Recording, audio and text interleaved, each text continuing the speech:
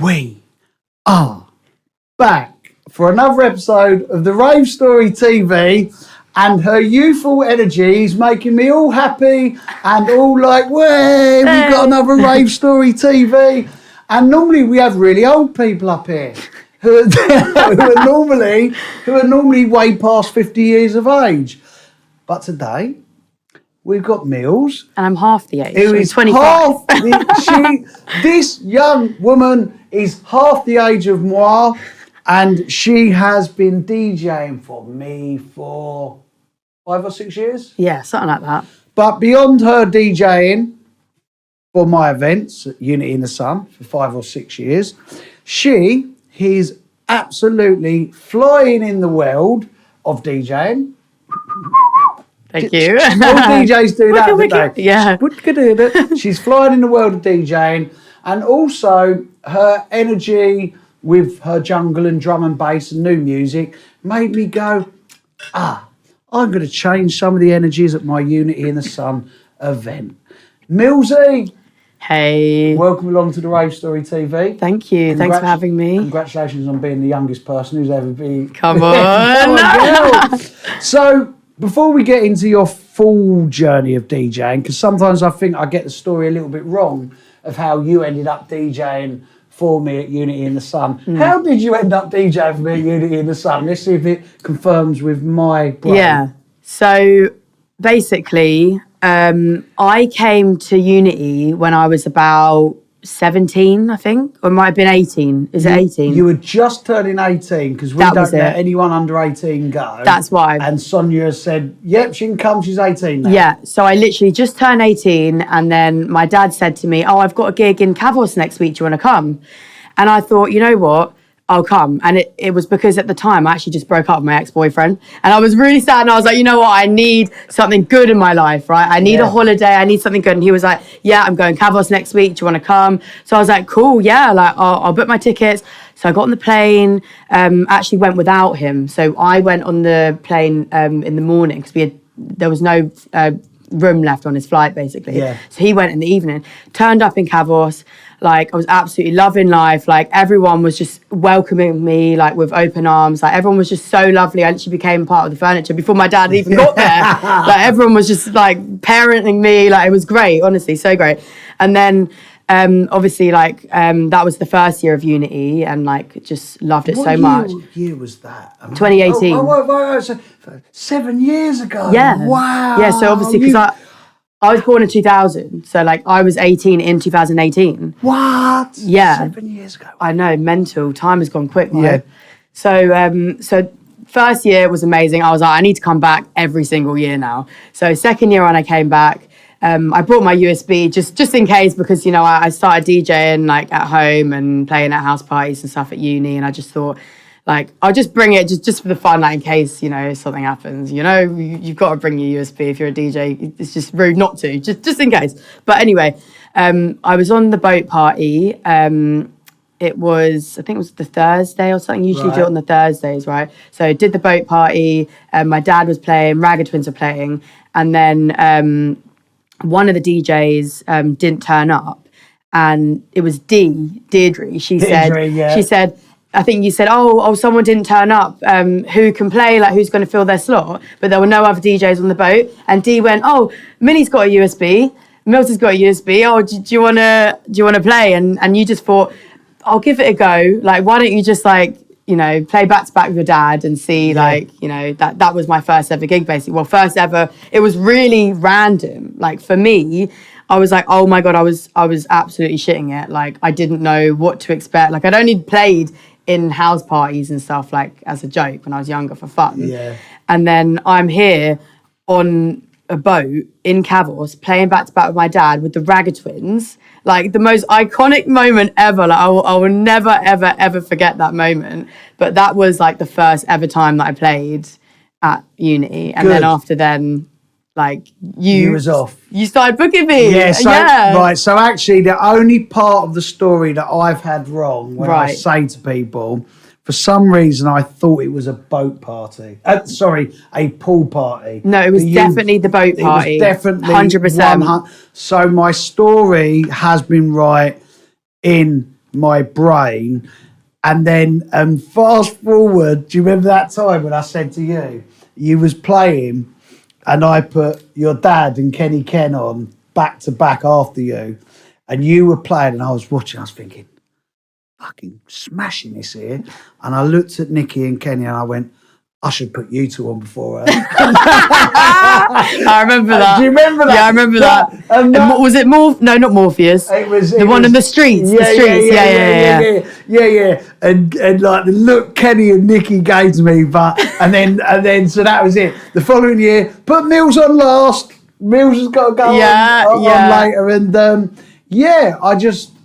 I watched you go from like randomly having a USB to me going, the old ones need to step up their game a little bit in a funny way. But I think what's great as well is that you've kind of like, you've adapted more with like the lineup and stuff, and you're liking the newer stuff too, but say like, for example, with me, when I go to uni and like in my sets, usually I like to mix it up. So like I'll blend like an old school track, like a classic, with a new school one. And that kind of helps with, you know, bridging both the youngsters and the older lot, like to like in the same thing. Vibe, like, like now obviously you're allowing the young, like obviously there's a lot of younger people that are coming to uni. And I think it's because of the lineup as well. Like you're like booking certain people, like your bass layers last year as well. Do you know what I mean? Like it's definitely helped. But I also think that you, before we get onto your story,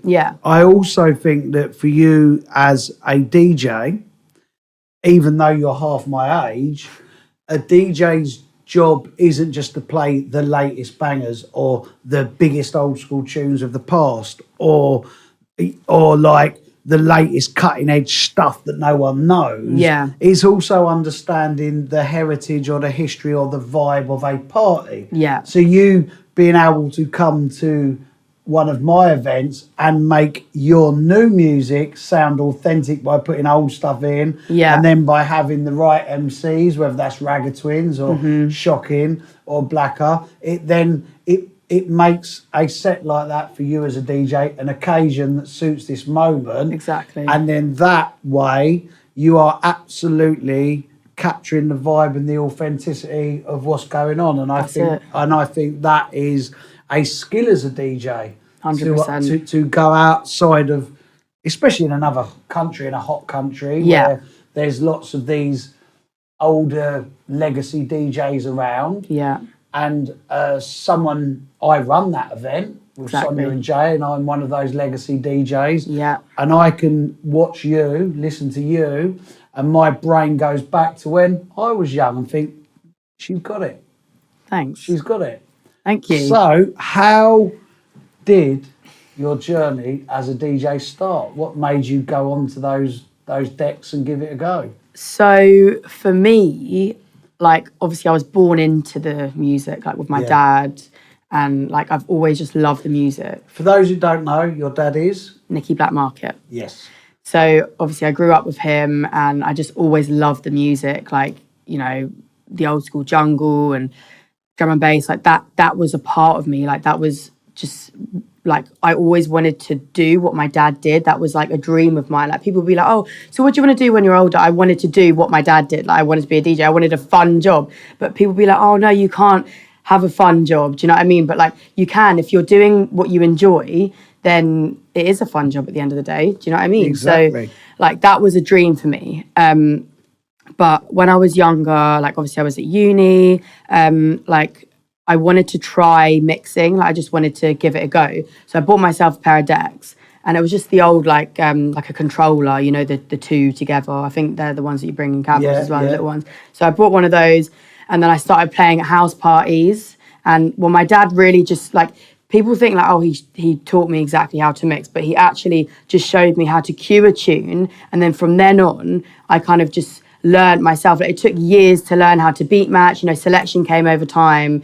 And from then onwards, I was just playing at house parties in uni, and that was how that started. And then my dad would ask me every year, are you ready to play out yet? Are you ready to play out yet? And I'd always say, no, I'm not ready. Like, I just didn't feel confident enough, you know? Like, I didn't really get the lessons that I could have got, because I wanted to teach Learn myself. yourself. Yeah, good for you. Yeah, I wanted to learn myself, and I wanted to do it my own way. Like, I didn't want to copy my dad. I just wanted to do it myself, which is another reason why I'm not called Millie Blackmarket. Yeah. I wanted to call myself Millz. Do you think your dad's the same as me as I am with my kids, that my thing is with them, I'm not getting you bookings. You've got to learn this yourself. You've got to get your gigs yourself. Do you think your dad's, I know he has, he's the same as me. Yeah, I mean, like, he's definitely helped me. Like, he's helped me so much. He's literally been like my biggest advocate for everything. Like, he's like my manager at the end of the day. Like, I'll ring him up and be like, oh, what do you think about this? And he'll just like tell me what he thinks. Obviously, he's been there, he's done that, he's won the t-shirt. Like, yeah. But like, in terms of bookings and stuff, like at the start, he would, like, I reckon he maybe said, oh, you know, like about going back to back and stuff. So that definitely helped. And then like seeing us go back to back, like promoters wanted to book us together because obviously it's a nice, like, wholesome vibe, like to see like a family play together and stuff. But then from then, he never really did that. I just did it off my own back, you know, like I was promoting myself, I was doing my own things, and it just went on from there. So back to the story, like, he was asking me every year, like, are you ready to play out? Are you ready? And I just kept saying, no, Dad, I'm not ready to play out. And he heard me playing in his music room one day, and he just thought, you know what? You're ready. I'm going to shoot you out there. This is it. Like, I started playing on THC radio, and that was just like my weekly radio show. So I just wanted to like get on a radio just to be a bit confident with playing to people in general. Yeah. And then after that, it was Grant from Epidemic who booked us both to play back-to-back for Newell Festival. He's very proud of that, Grant. He's very, very proud. He is. Yeah. And that same day, he had 3 different things going on that he wanted to try out. It was me and my dad, obviously the first time that I had properly played out to like a big crowd. It was that, and then he had iBot playing, he was really young at the time, and then he'd never done anything. That was his first ever crowd.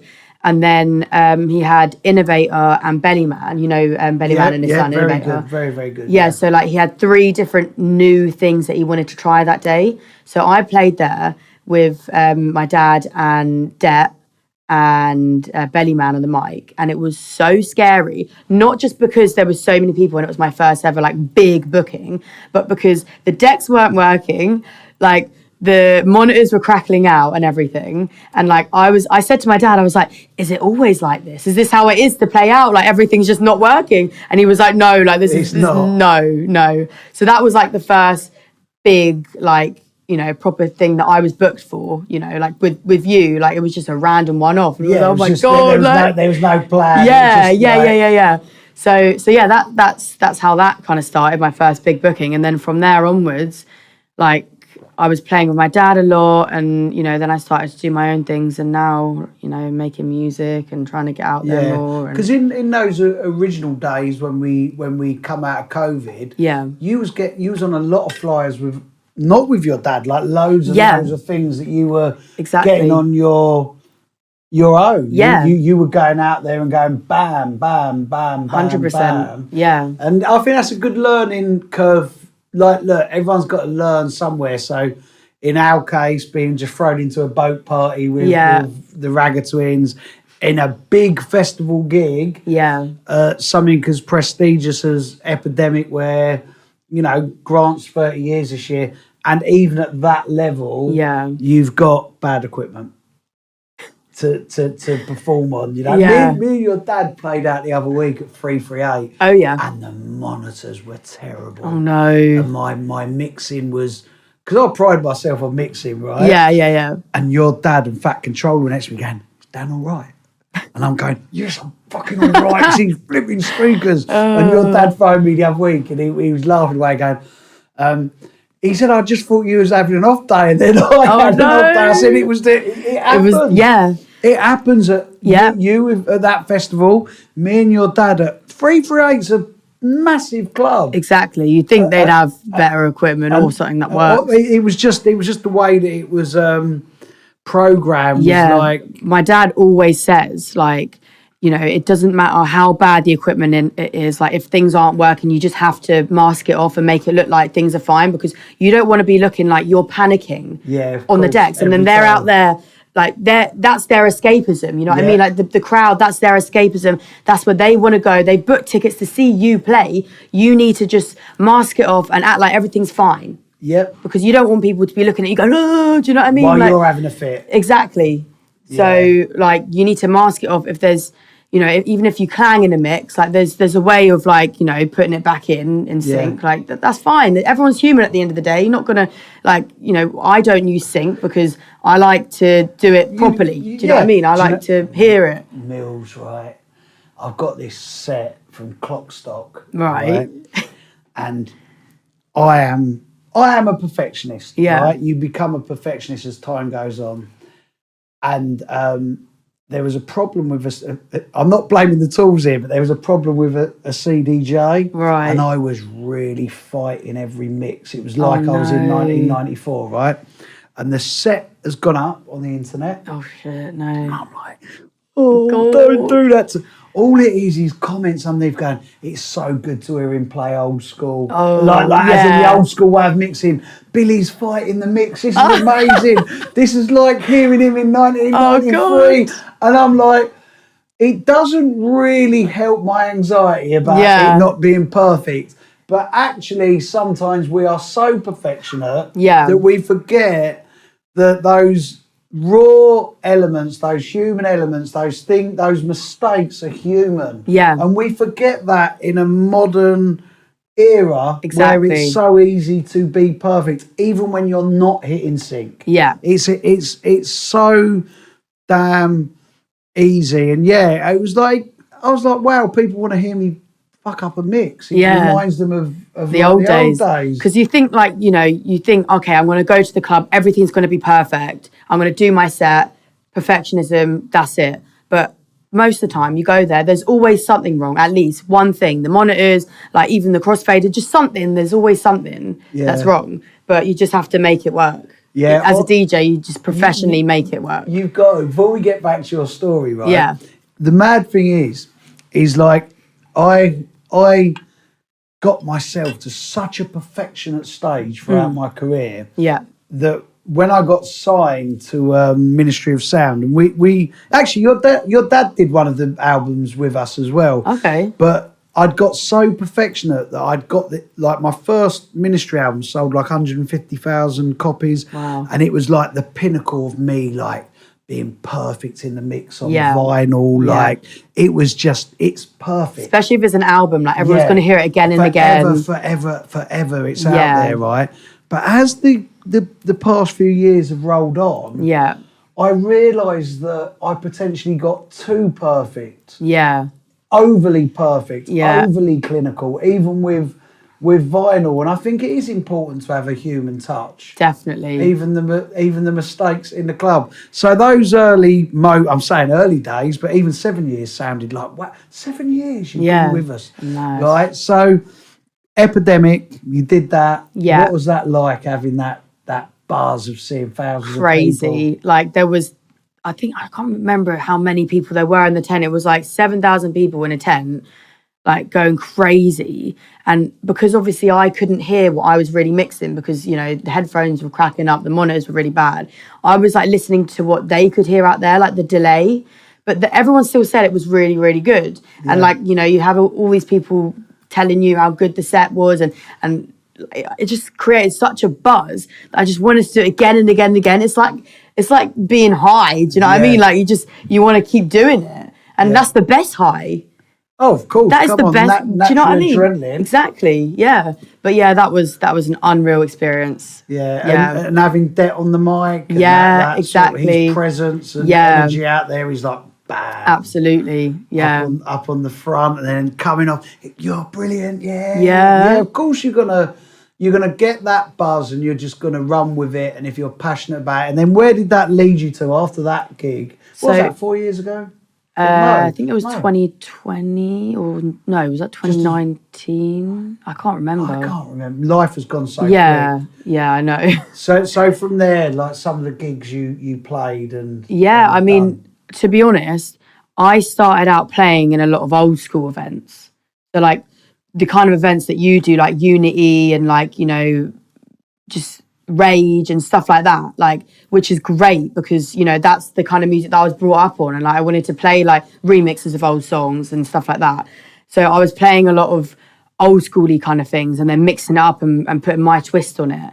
And then from then onwards, I started getting booked on like newer kind of like stuff, you know, Jump Up and things like that. And it was great for me because then I could like kind of combine both of the flavors, like my new wave of like energy, do you know what I mean? Like the new school kind of stuff with my old school like classics and stuff, which I love. Like in a set, my favorite kind of set would be just playing loads of old like classic remixes with new Jump Up and stuff like that, do you know what I mean? Or rollers or whatever. So yeah, just I love combining the two. But in terms of events, like it's honestly been so good recently. Like I've been playing at all the D&B All Stars, like, you know, they're like massive in the scene now, and just doing loads of different things, which is great. Like there's not one weekend that's the same. Yeah, it is mad. Like I said to your dad the other day, and he agreed with me that I think for people like me and him who are in our 50s, this is the best time we've ever had. Yeah. Like, and I don't know if your dad said that to you as well, but it really is for our age group, for me and him and others like us who have been around a long time. Yeah. But then also, it's especially in the world of drum and bass. Yeah. How many new names are coming through? Yeah, there's so many. And smashing it, because there was a time when old school's different because it revolves around a genuine old school period of 88 to 94. But there was a time where drum and bass was not many people come in and come up as regular as they do now. And exactly. I look at flyers sometimes, I think, wow, who's that? And it makes me go back and look. What does that feel like being part of a new era? So if me and your dad are excited about, wow, we're still here, this is amazing. Yeah. Like, do you sense a new era? Do you sense a new moment in time? Especially with the Jump Up, right? Like, it's evolving so much. Like, the new tunes are evolving so much. Like, they're getting shorter and shorter. That's what I've realised. Yeah. Like, obviously on the vinyl, like, you can have a vinyl that's like 10 minutes long or something. Do you know what I mean? Which is great for building a set. Great. Yeah. Or like if you're just leaving it on at home, like, do you know what I mean? Like, just to play. But with the new kind of music that's getting put out, it will be like no longer than a minute long. You know, you just got one drop and then that's it. And then you just have to quickly blend it into the next one. And also with mixing as well, like people are starting to mix a lot quicker. Yeah. And they'll be doing their double, like triple drops, quadruple drops. I don't do anything more than double, like, you know, just two together. But like, yeah, that's one thing that's definitely evolved, the mixing. Bizarrely enough, right? So me and Slipmap used to be big on like edits. Like 15, 20 years ago. We and it used to drive Sonia insane when I would play out. She'd be like, why are you playing them so quickly? And like, it was, I don't know if you feel the same, but as a DJ, it's more excitement. You're bam, bam, bam, bam, bam, bam. Exactly. And I really noticed, especially at the last Unity, how fast you've learned and can fly around those CDJs. It's true. And I think that suits your age group. I think that suits you to be able, you know,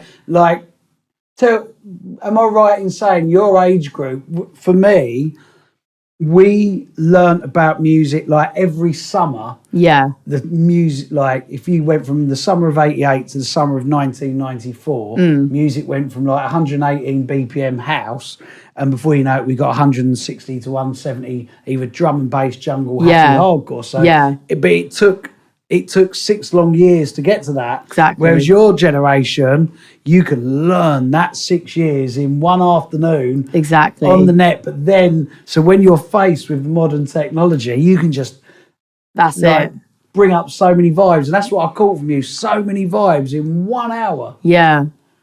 Yeah, I love it. Bam. Do you practice at home?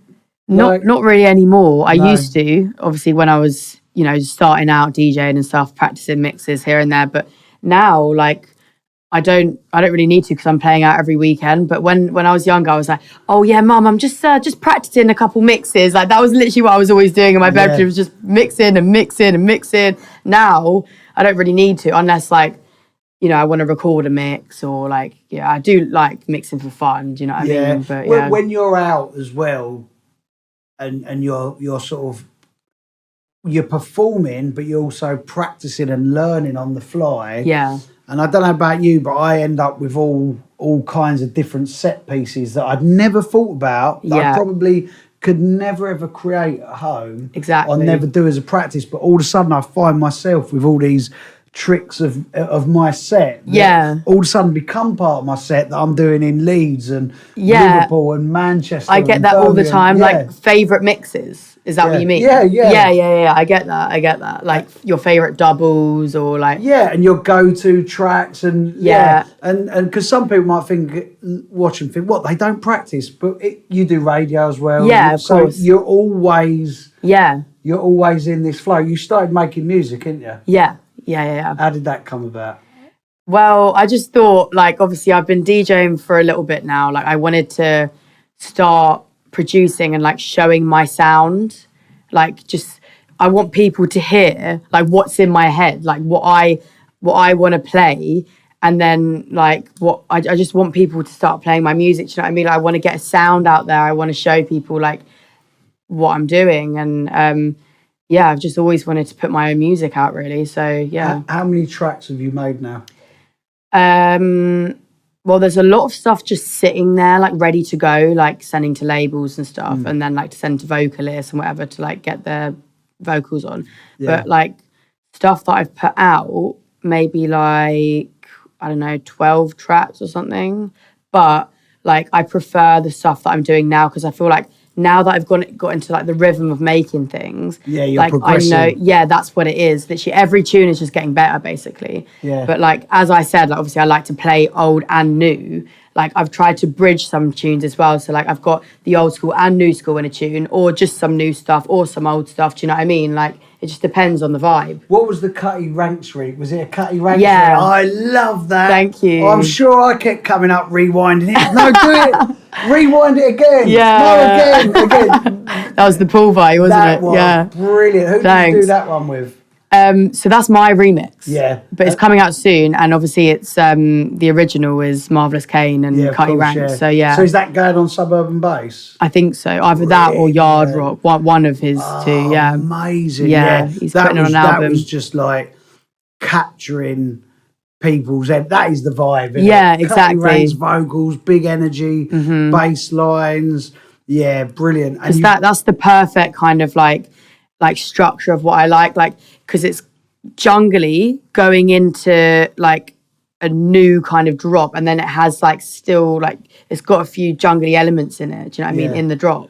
What new DJs do you look to and think, oh, they're good? Like will inspire you to go? Oh, there's just too many. Come on, too many. Educate me. So one, you're going to think this is absolutely crazy. Because of like the style, right? But like I like to listen to him because it's just like he's just crazy like on the decks. Yeah. So FMS, right? We're really good friends, and he plays on 6 decks. What? Yeah, that's mental. I'm never going to be like that because like FMS, yeah. Right. He does headline shows and he'll play 6 decks at once, or like if it's just a normal show, it'd be 4 decks. But the way that he plays, he'll like to do the 6-deck mixing, he'll have like specific tunes and mixes that are like the same song, but he'll like cue it like a second before the drop, so that each one will go like bang, bang, bang, bang, bang of the exact same sound. Right. But like it's really fun to watch. How do you know what I mean? Is he? He's 23 or 24. 24, yeah. Drum and bass? Yeah, jump up. 6 CDJs. Yeah, it's just like, it's chaotic, but it's just so good to watch. Do you know what I mean? And like the whole place is like a zoo, like when he plays. FMS, does he make music? Yeah. Wow. Yeah. 6 CDJs. It's mental. My head just about gets around 3. I know, honestly. So I'll use 2 to do my set, and then if I want to think quite quickly, I'll have the 3rd one loaded up. FMS, Yeah. six. Yeah, he's How does he mental. sleep at night. Okay. I would have like, I would be going to bed dreaming of Nightmares. CDJ 3000s falling on my head.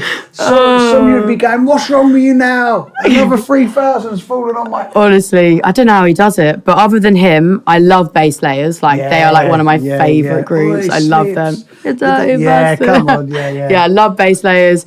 I love 4am crew. We love 4am crew. I love them. I remember they played like 2 years ago. That was in the 4am crew. in the amphitheatre. Love that so much. Yeah. Yeah, just like there's just too many. Yeah. Too many good ones. Loads of different vibes as well. Like I don't just like one. Yeah. I like the fact now that there is so much.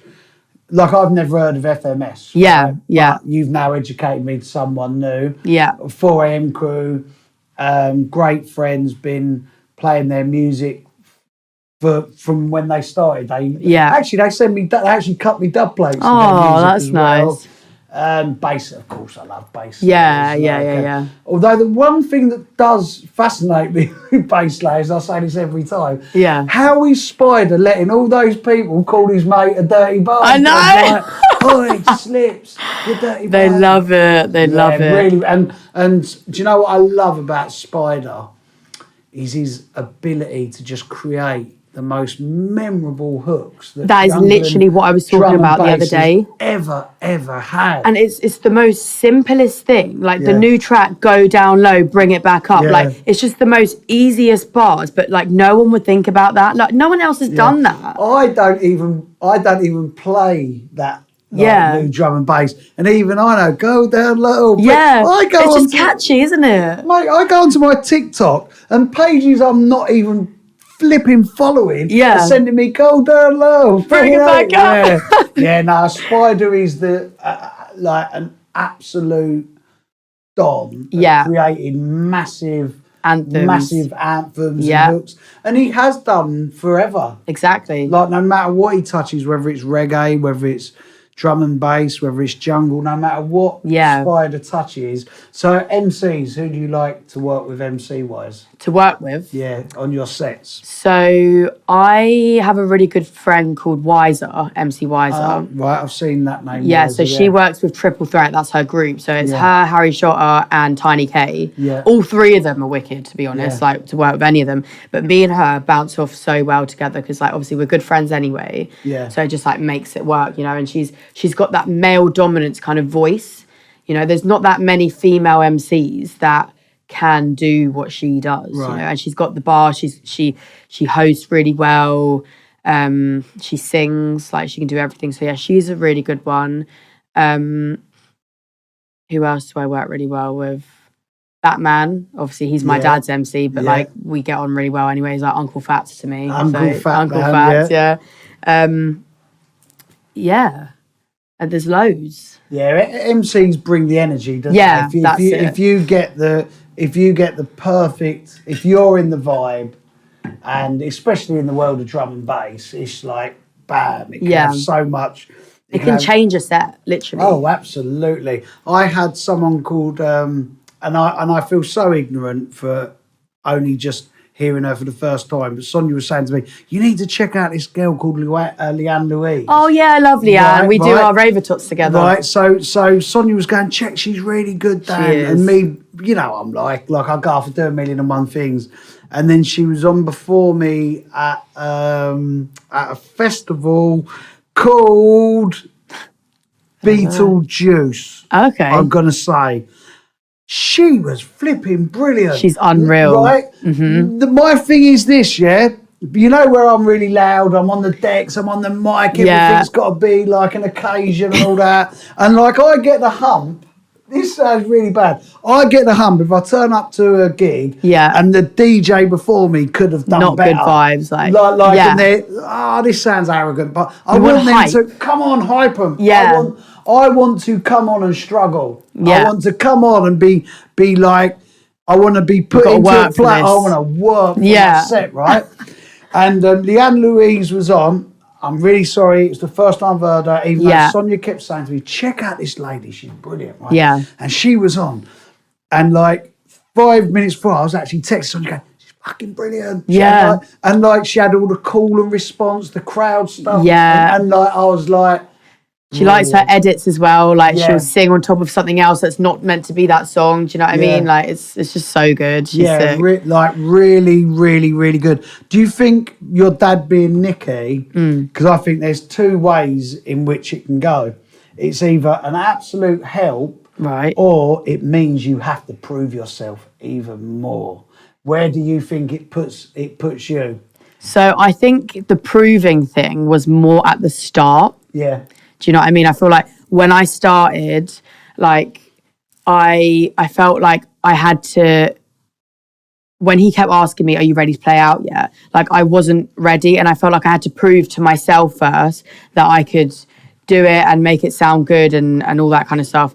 And I was just, that was more of like I had to prove it. And then after that, you know, when I was playing out and stuff, I felt like I didn't really need to do that anymore, because like I'd already been not established, but like I was doing things, you know what I mean? I wasn't just like sitting in my room, like not playing and stuff. Yeah. So that, I feel like it was more, but at the start. And then he's definitely helped me. Like he's always helping me. But what was the question about helping? The question was, what way do you... Because remember when I put the video up from Unity in the Sun, and people go, oh, look, another girl just dancing around, and you know, that kind of stuff that, you know, gives me the hump, and it's because it's Nicky Blackmarket's daughter, and that kind of stuff. But I don't see it like that. Yeah, exactly. You don't DJ for me because of who your dad is. Exactly. Actually, it was the opposite. Yeah. I said to your dad and Kenny, come on, lads, liven up. But yeah, how does that affect you? Like, how do you see it? So obviously, I'm. Everyone's always saying, "Oh, Nicky Blackmarket's daughter, Nicky Blackmarket's daughter." Like, I am. Like, it's a fact. But like, I am my own DJ at the end of the day. I'm my own artist. I'm doing my own thing. Obviously, I told you this is why I didn't choose the name Millie Blackmarket, because like I just wanted to be original and do my own thing. So like, it has definitely helped me in certain ways. Yeah. But then you do get some people saying stuff, and you look at it and you think, because I like when I hear you separately to your dad, you're both completely different DJs. Yeah, 100%. The way in which you fly around, the tunes you select is completely different. Also, I think you've educated your dad on social media. Definitely. You've educated your dad. I've seen your dad's. Like, I remember me and your dad did, we've done a few albums, me and your dad, but when I first told him about Record Box, this was a long time ago. Yeah, he didn't want to listen to it. No, Dad, you know your dad's like. You know your dad's like. And I can see him now, by being around you, even he's super fast now around it all. Exactly. And I just like, you've influenced my perspective of how I want the jungle drum and bass to be at my events. I can also see you're inspiring your dad. We've definitely helped each other. Yeah. Like, he's helped me grow. And then, like, obviously, tune-wise, like, he's helped me over the years, just he's helped with tune selection, not telling me what to play, but, like, when I was younger, just always playing stuff. Do you know what I mean? That is always... like, you know, been in my brain, like specific tracks that I've always loved. And, you know, when I was like maybe like 2 years old, sitting in the back of the car, like listening to Rat Pack, and you know what I mean? Like stuff like that. Like, he's definitely helped me, and I'm now helping him as well, which is great. As you said, social media, like playing faster, I'm helping him with that kind of thing. And like, it's great. It's nice that we can both do it together, you know? Yeah, mate, I think it's incredibly endearing, and it's like, look, if I owned a butcher's or a fishmonger's, it would be Light and Sun, or, you know, it's been passed down. Definitely. But actually, I know that in many instances, it makes it harder for you being his daughter within that situation. As a 25-year-old young lady, in the modern world of the internet, that...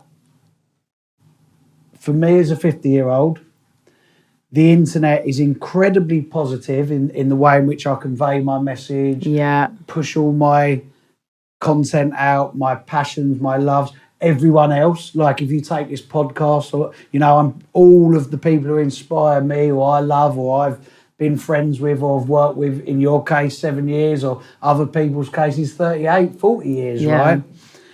How do you, like as a 50-year-old, I see hate underneath my posts. Yeah. And I just think, you bitter arsehole. Yeah. But you're a 25-year-old young lady, so how do you, when you do see negativity, how do you take that on? Like, how do you navigate yourself through that? So, like, I don't get that much, which is great, like, touch wood. Nice to hear, yeah.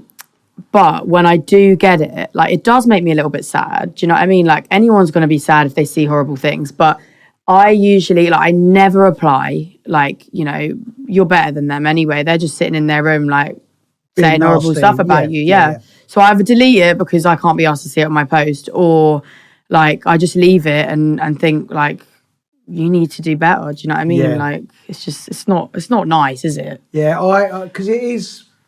I was saying this on another podcast. Like, I get a lot of. I'll post up videos of me playing at, say, Clockwork Orange. Yeah.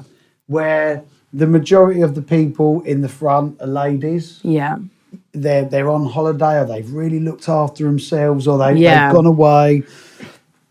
And I'll post up the video of me playing Let Me Love You for Tonight, or Let Me Be Your Fancy, these great records from these women's days, and their husbands who are behind them all loving it. Exactly. And these posts will start off to my audience. Yeah. And it will be nothing but, we wish we were there. Oh, we remember the days. Look at them. Look at those like-minded 50-year-olds having fun. Yeah. But because of the nature of the internet in this day and age, where things can go viral, I've got a large amount of followers, all of a sudden you get real nastiness being piled in. They should look at the state of them. They should be. It could be any. It doesn't matter. Yeah. And it does. I feel very either protective or like you. I'm a 50-year-old man. Yeah. It flipping hurts me. It does. That some people are there that bitter and nasty. Yeah. That they would look in, and like I say, like when you was playing at Unity, and I put the video up, and you do see things, and you just think, all the time. It's like, if you've got something to say, don't say it at all. Yeah. Like, if you know it's going to hurt someone's feelings, like, would you want me to say it to you? Yeah. Do you know what I mean? Yeah. It's a very strange psychology, but I guess it's like, for me, I'm you younger DJs, what you're doing inspires me. It fascinates me. I'm intrigued to know how you're... Well, you've inspired us. Yeah, I'm intrigued to know how you're all progressing, and how you're learning, and like your thoughts when you're mixing. And I can see it. I can feel the energy, but I also wonder how you're in a fast, just like you play your music like in a fast way. You've also grown up in the internet age, where you see it in a different way than like we do, you know. So definitely. There's so many advantages and disadvantages for being younger. Yeah. Do you like the internet? Yes and no. Right. Like, obviously not.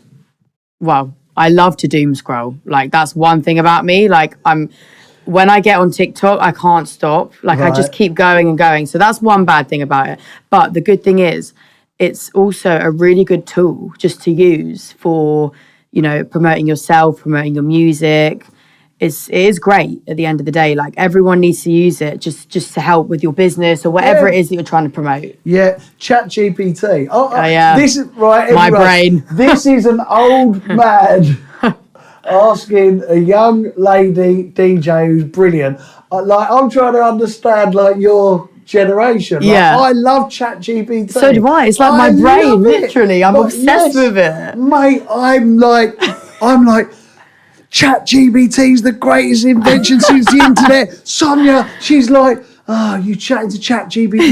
My kid's coming. Dad, what is wrong with you? Right? The penny dropped with Sonia the other day. She was on it. Right? So we had an idea, right? How it works is, I get these mad ideas. Sonia has to create the backbone of these ideas, and it's just worked for 33 years, right? Yeah. So we was in the sauna. the ideas started coming out. Yeah. Right, we was both excited. Right? Yeah. Come on, let's get ready, go. We'll keep brainstorming. She's gone and got ready. I've gone and got ready. Yeah. She's a woman, so she's got to dry her hair. So she's going to be 15 minutes after me, blah, blah, blah. So I've gone up to the restaurant in this sauna, talking into ChatGPT, blah, blah, blah, blah, blah, blah, blah. All these other people are in this restaurant thinking, what the fuck is this guy doing? All of a sudden, PDF, Word documents, business proposals, legalities, it's everything. Mad. Son, check your email. It's done. It's done. Yeah. What? ChatGPT. Honestly, I love it. Yeah. You can use it for so much. Like even captions as well. Like you could just type in like, so I've only got 3 things in my cupboard. What can I make for dinner with this? Do you know what I mean? It will literally do anything for you. Like, it's great. It can help you with workout plans. Yeah. Like, literally everything. Yeah. Originally, I was doing it just to write poems about my mates and take the mick out of them. And then I realised, what are you doing? Use it for something more. Revolutionise your brain. Yeah. Like, revolutionise your business. And the speed in which I work, it makes me even faster, Millz. Yeah, it's mental. It makes me fly like, wow, it's just done. Do you know what now? Yeah. I'll do like, I shouldn't be saying this to you because you're going to go, oh, Dan's not going to proofread whatever he's going to write about the podcast. But I'll just do the podcast with you. Yeah. And I'll talk into ChatGPT about our podcast. Right. And it just come up with the whole description. Oh, and like now I don't even questions need the description for the YouTube. Oh, yeah. I don't even have to read it. I just know that ChatGPT is going to serve me well. And it's amazing. There are some things you've got to be careful with though on ChatGPT. Like, say for example, if you were like writing a CV or something for a job, like they know you've used it because there's certain words and certain like phrases that ChatGPT really will like create. And it puts kind of like hyphens in and all kinds of the long things. Hyphens, like that's how you know that it's ChatGPT. Yeah, ChatGPT calls me my guy because My guy. Forever I was going to ChatGPT. My guy, can you do this? And now when I say something to her, I go, my guy. They go, my guy, what are we doing today? And it's like, and I think it's a brilliant tool. It is. You've got to say your please and thank yous as well. Always. Just in case AI comes to like haunt you one day, do you know what I mean? Take over. Always please and thank you. Yeah. I always have like, I can't be a 50-year-old who looks back in anger of like, we used to promote parties via pirate radio and flyers. We used to promote records via white labels and vinyl. I can't be that guy. Like that uses ChatGPT to promote? No, that moans about everything being different. And now, like when I talk to you about ChatGPT or using the internet, I liken it all to like, back in the day, we used to have a thesaurus. Yeah. To when I used to write flyers and have a thesaurus next to my thing. Like now, you can use ChatGPT. Yeah. Back in the day, I'd go around to record shops and drop off white labels and flyers, but now you can do it on the internet. And I draw so many comparisons. When you look back or study the history, do you see comparisons in old ways and new ways of doing it, like with music? Yeah, I mean, even for example, like my dad has always said that his record shop, Blackmarket Records, like that was like the hub, that was the internet back then. Yeah. Like now, you can go on Skiddle, you can go on like all of these websites to buy your tickets for raves. Yeah. But back then you had to go into the shop. That was the internet back then. That was the hub where you bought your records, bought your tickets to events, like went there at the weekend just to see what was going on. You know, you get your flyers and everything, and they'd have a party down there. But it's not like that nowadays. It's just, you buy it online, everything online. Everything is online. I just wish it was still like that. Do you know what? There is still some great record shops. Yeah. And I also think that the daytime events have and again, this is something that people who don't go out of my age really don't like me saying, but there is actually a whole load of daytime events and parties that are as good and sometimes better than back in the day, and like there's real life people connections are what's most important about sharing music with people, and these all dayers now because your generation love an all day, didn't they? Yeah. Same as the 50-year-olds. Because the good thing is, like, you'll do an all dayer and then it will be like 10 o'clock and you'll finish the party and you can just go home. Like, don't have to go home at like 5 a.m. or do you know what I mean? I love that as a DJ because if I haven't got sometimes I can have 3 all-dayers in a day. Yeah. It's like, this is heaven. Yeah. And I can be back at home by... Like 10, 12. Yeah, exactly. 10, 12, midnight. Exactly. And sometimes I do get gigs where I am in it, and I'm not moaning, in at 5 or 6. Yeah. And that's when I feel like a little old man. But that's usually just like winter time. Like now it's club season. Now we're getting to the times where we're out on road at night, you know.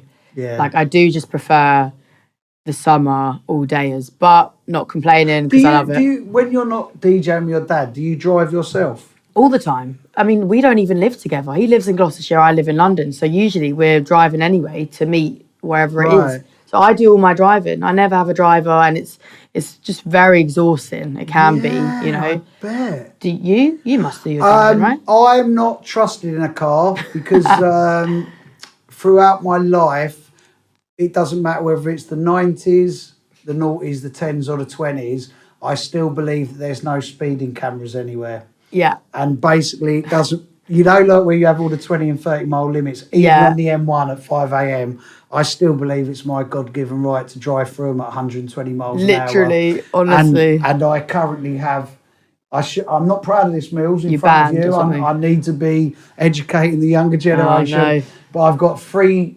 speeding court cases in 3 different counties Oh no. for those bloody 50-mile limit things They're the worst. are only there to penalise idiots like me who still feel like they can do 120 miles an hour. So to answer your question, my friend Paul drives me everywhere. Good old Paul. Good old Paul drives me everywhere. We listen to Heart 80s, Nice. and we sing along to Kylie Minogue, Jason Donovan. Oh, I love it. What producers do you love playing music from? Who are your favourite producers? I play a good mixture, to be honest. I love Voltage. Yeah. Voltage is sick. And Serum, just like all the Kings of the Rollers and Blade Runner. Yeah. I love like Logan D and like all of his Low Down Deep, like the catalogue. Yeah. Like the Wampers and stuff. Good mixture. Yeah. Yeah, Profile as well. Profile's another one. Uncle Clive. Profile, I remember this, when your dad first started at the Labyrinth. Yeah. Like, he was on Pulse FM, he was down the record shop. Me and him used to do back-to-backs at 4 Aces, and Profile always used to be with your dad. Yeah, I remember. Always. Such fond memories of that. Clive and your dad will probably remember 93, 94 times. Yeah. And your Profile was always up there with your old man. There's some great footage of me and your dad, actually. I bet. Of your dad with his woolly hat on in a club that was like so hot, blowing his foghorn and screaming out. And he always goes, "Don't say that." He used to get on the mic and he weren't an MC. He just go, "Hey, playing the place." And everyone would just go flipping nuts. Oh, I love and it. And then he'd pick his like foghorn up and mad. And he was just so like... He's just the funniest guy, isn't he? Oh, your dad, mate. He phoned me up the other day, and it must have been an hour phone. It started. The serious bit was done within 30 seconds, 60 seconds, put in a date, and then it was like 59 minutes and 30 seconds of me and him just laughing about nothing. And like, I had him on loudspeaker, and he's just like, you know how he goes when he's laughing away? Yeah, Mr. Bean comes out. Sonia just walked out the room, and she's like, I'm going upstairs to work because this is like too much. It's like, hilarious, honestly. Like men children just talking at I know. No, we weren't talking, Millz. Just making noises. Laughing. Just making stupid like noises. Do you think you'll ever have your own label? Do you think you'll ever... Yeah, that's what I'm like building up to at the moment. Like what I'm trying to do is like make more streamable music. Yeah. Like obviously I'm always making like Jump Up and like other stuff as well to put on other labels. But like for my own label, what I want to do is make more like streamable stuff. So I get like rappers on drum and bass or jungle, or like, you know, singers, and just make stuff that people will want to listen to for a long time. It's timeless, you know, like not just something that people will just play once and then that's it, you know. But yeah, that's the mission at the moment, to get a catalogue built up and then make a label of just my own stuff. Yeah, because the only thing that I feel I'm behind on is my streamable music. Right. So I've always released records for the past 10, 15 years. I've had all of my albums have been on vinyl. Yeah. All of my 12 inches have been singles. Mm-hmm. And I've really, well, it's never too late, but I haven't chosen to understand the world of streaming, whether that's Spotify and that kind of thing. And I realised that I'm really missing out on that side. Yeah. And I've started learning about it, and I've hooked up with some really interesting artists. Cool. Because it's all about collabing. Yeah, right? That's literally it. That nowadays. was the bit that I had to get my head around, because I'm from like an era where you produced a track in the studio, cut a dub, released it on vinyl. Exactly. And it would go one of three ways. It would flop, barely break even. It would fly and be an anthem, and hopefully, or something of notability, and hopefully end up on an album. Yeah. Or you could have a real hit, like some of our friends have had, and have a timeless top 10. That's it. And it's been really hard for me to adapt my brain. I know what you mean. To how the modern world would work. And I finally got my head around it, and I'm quite excited about it, actually. Yeah. Have you got anything cooking up? I've got something with a band called Four, FOOR. Yeah, I know who they are. Who cross between garage, house, and some drum and bass. Sick. I think they work with Tyrone, a guy called Tyrone. I think he was from Rudimental. We've got a collab coming with a singer called Ariri. BK, who's like one of the biggest hard house, if not the biggest hard house producers ever. Yeah. Me, him, and Pete Cannon. Wow. Now, you might be aware of a young DJ called Hannah Lane, a young girl DJ who's massive on the modern hard house world. Yeah. BK keeps saying, you've got to hear all this new hard house, Dan. Yeah. Like, we've got to do a tune for the Hannah Lane generation. So we've done something, a big acid house techno guy called Kink. Obviously, my friend Aaron passed away. He's remixing something. So all of a sudden, I'm beginning to understand how it works, how the new generation's working. Yeah. It's collabs, right? Yeah. Doing stuff together, or like either collabing with another producer or DJ to make the track, and then like having a different vocalist on. Do you know what I mean? Like either a rapper, a singer, or whatever. You can collab in different ways. Do you know what I mean? Like, or say, for example, if I want to collab with someone that lives really far away, you can just send your stems or your sounds or basses to them, or they can send it to you, and either of you make the tune. Yeah. Or like if you want to do it in person, then that's another way, like doing it together in person. So there's loads of different ways of doing it. It's so different now. Like in this BK and Pete Cannon instance, Pete Cannon lives 4 train stops away from me and Sonia, right? No way. BK is over in Oxford, so Ben's made the basis of this tune. Right. What you said, fires the stems over to Pete. I get on the train, walk down to Pete's. Do it together. And then we do it. And it's I could never have imagined 30 odd years ago, like you'd go like, just like we go as DJs, you'd go all over the country to other people's studios because you vibe together. Yeah. Now, like, you make music over Zoom and over the internet, and it's so easy. So exactly. Like, and you don't need like the big like analog, you know, you don't need the equipment. You can just do it on your laptop on one software. Mental. Yeah. You've been very organic the way you've grown. Yeah. Very, very organic. From like DJs not turning up to ending up on like Grant Epidemic. You know how much I love Grant. Yeah. We do events together. I was one of his first DJs. We're really? partnered up continually on different things. They're doing my 35 years, and he's someone who needs like so much love Yeah. from us all. But so just by you, like Logan D used to play for Grant early on. Yeah. X-Man, so many people have like had some real early start points Exactly. or at the start of their careers or early points. Yeah. So you've had a very organic growth in a world that's sometimes very controlled. Yeah. With agencies where DJs are put on flyers, whose Yeah. name's bigger, who gets the better time, blah, Yeah. blah, blah, blah, blah.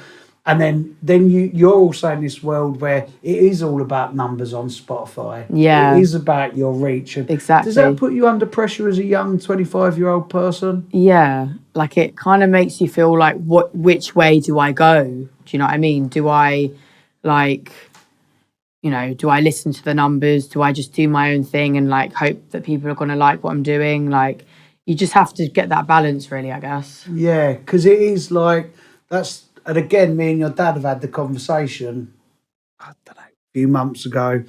Well, we was just randomly chatting, and I said, you think when I first brought records off your dad in 1990, Yeah. and I first started going in Blackmarket in 89, and I said, your dad, I think like when we was in London in 1991, I said, I don't think there was more than a few hundred of us who was all getting on the flyers for the raves. And your dad went, I don't even think there was 200 of us. Maybe not. There wasn't even 200 of us. Probably because nowadays, like, it's so easy to just get a pair of decks and just play. Yeah. And you can use sync. And back then it was like you needed to learn to beat match. Yeah. Like you had to do it on vinyl. Like it was different. It was harder then. Oh. Now it's just been made a lot easier, which is probably why there's so many people playing. And everyone wants to be a DJ these days. I wonder though that it's easier to be able to play records on the equipment, but because there is so many DJs, it's harder to stand out. That's it. That's literally it. You just have to be yourself and be authentic. Yeah. And see where it goes, I guess. Yeah, I say a lot on this podcast. Authenticity is your superpower. Yeah. In this era. Exactly. And even though I'm twice your age, and even though you're in a world that is so dominated by agencies and where people should be put on the flyers, and now and again that creeps into my old school world. Now and again it creeps in. But I truly believe it doesn't, because of the way music talks to people, because of the way music is, I don't think it matters whether you're from my era or your era. It's all about your authenticity, your personality, your music and your hard work. Yeah. Do you know what I mean? For sure. And I've seen a lot of DJs in many decades and many eras who do go like that. Yeah. And they go like that incredibly quickly and then... Yeah, exactly. Like, my dad has always spoken about this train. It's like, everyone's on this train and then, over the years, some people will stay on the train, you'll have them throughout the whole journey. But there's a lot of people that just get off the train, and then that's it. They're finished their journey. So, the people that are still here, like you and all the other legends, like, you're just constantly on that train and that's what you want to do. And this is what I want to do as well. Like, I love this. Do you know what I mean? I love this, like the music journey and everything about it. So for me, I'm staying on that train. And also, you're also working behind the scenes as well. Yeah. Within the music industry. Which when you told me, when did you tell me? You said working for the Stevie Epidemic movie, or working on stuff like that. Yeah. With Jungle Cakes and all that. And when you told me, I was like, yeah, because you're also getting a taste of the performance, and the DJing, but you're also like the admin and stuff as well, and everything that goes on behind the scenes. Like, it's so good to see, like, rather than just being an artist and just going out and playing your gigs. You want to know like how the gigs come about, like, from the very start and planning them and everything, Yeah, because all of us, like your dad included with his record shop and labels, I think to get a true sense and to be truly part of like DJing being like your lifestyle, you can't just be a DJ because like like you've got Monday. I always said this. You've got Monday and Friday to fill. Yeah. You know, Exactly. unless you get to a stage where you don't have to worry. And if you, I couldn't bear to not do anything Monday to Friday. Yeah. I couldn't bear to do it, no matter where I'm at in life.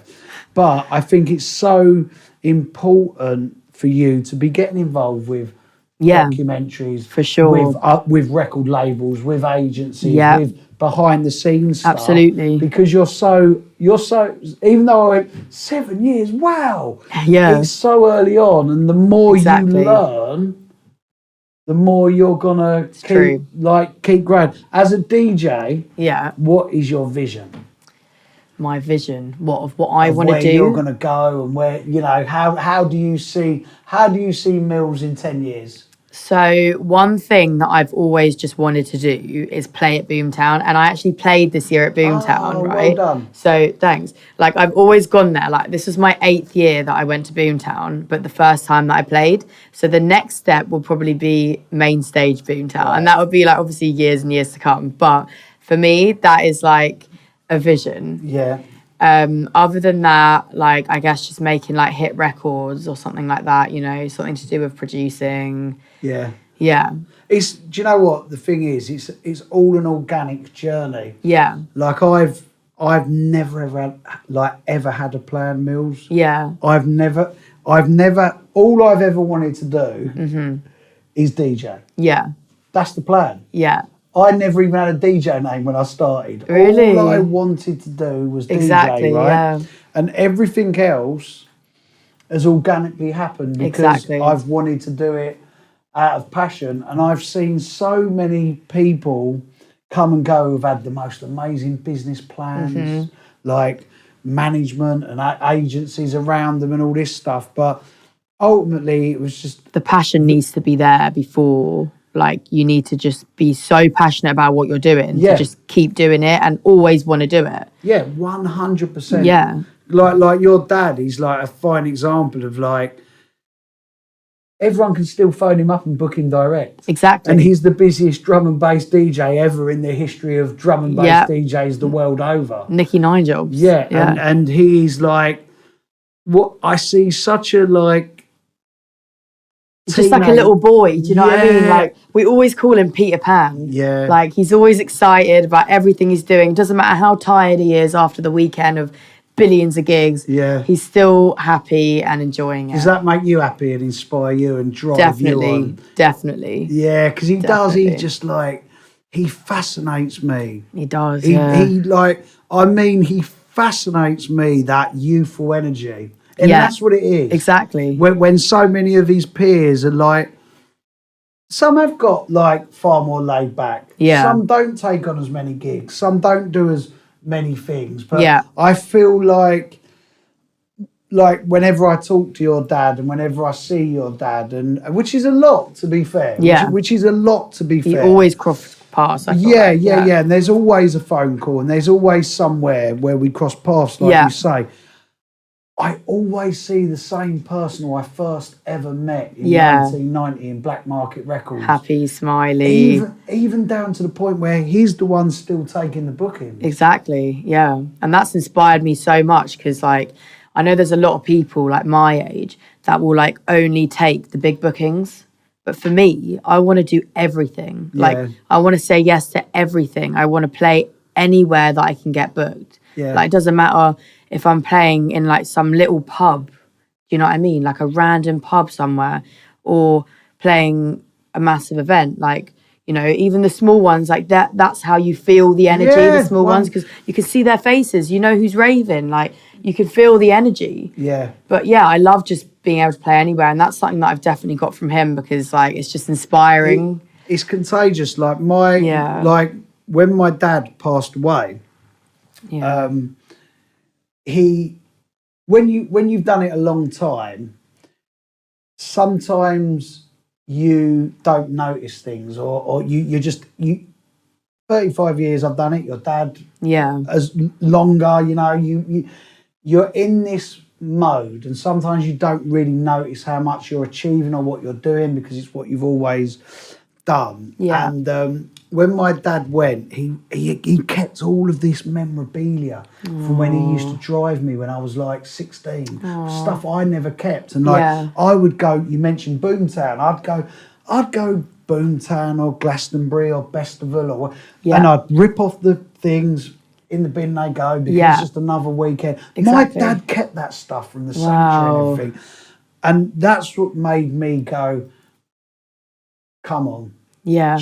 And that's why I'm the way I am on social media, on radio. That's why I get you all up here to do the podcast, because I don't want people, and I don't want this music to ever be forgotten. And it doesn't. And Aries said something to me on his podcast about like he'd played Boomtown to 30,000 people. Yeah. But then he was having just as much buzz to 40 people. That's it. And it really struck a chord with how much we all love DJing. Exactly. Like at the weekend, I played to thousands of people in one gig on the Saturday, then drove back down to Bournemouth to this 150 people club. It was sold out, UV everywhere,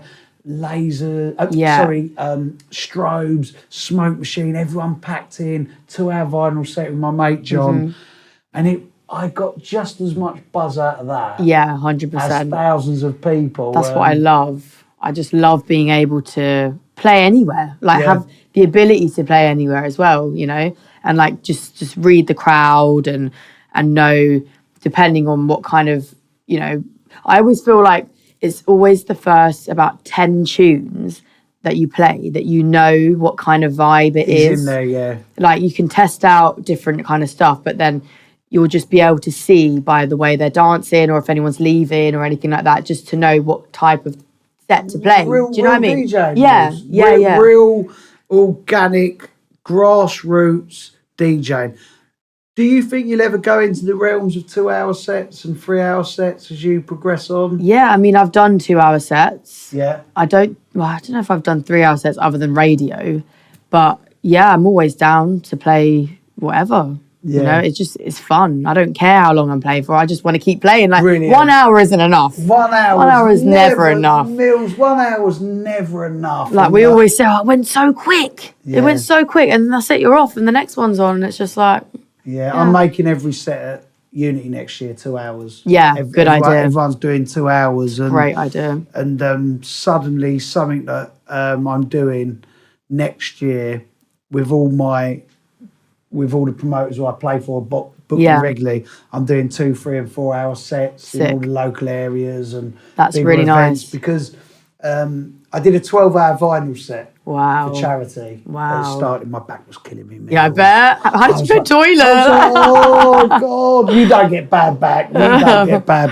But it just made me remember of how much I love doing just it. Vibing with the music. And this year I had some longer sets that the promoters had intentionally put me on for longer. Yeah.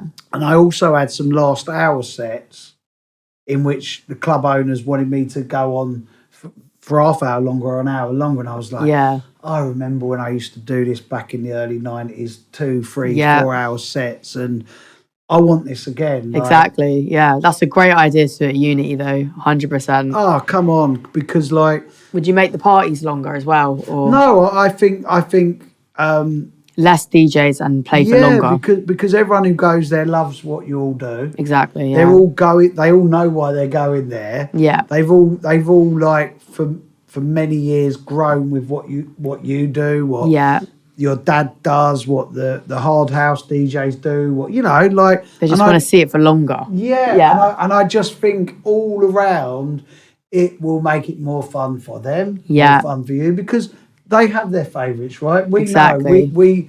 We see them. Millz, I could do this for ages. Yeah. And you said to me, are we only doing it for 45 minutes?